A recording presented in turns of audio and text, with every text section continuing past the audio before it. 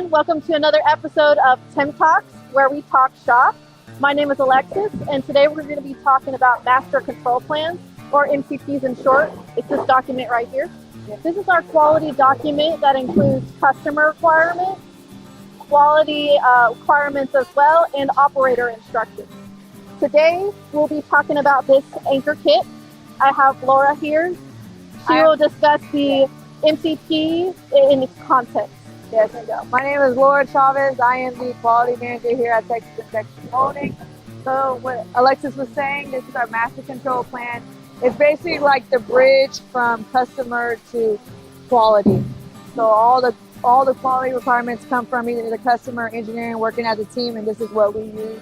Laura, I have a question for you. Okay. How do we use the master control plan?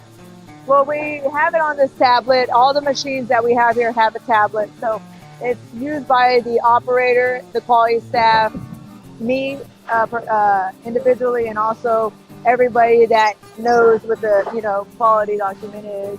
It has everything from what the part description is, the customer part number, from cavities to settings and all of that.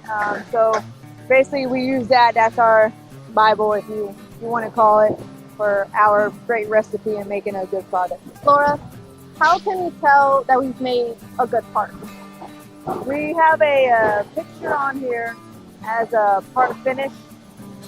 Okay, so this is where we look at to say, hey, this is the part what's supposed to look like.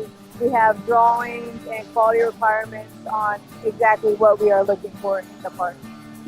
Thank you, Laura. And this ends our Tim Talk for today. Thank you.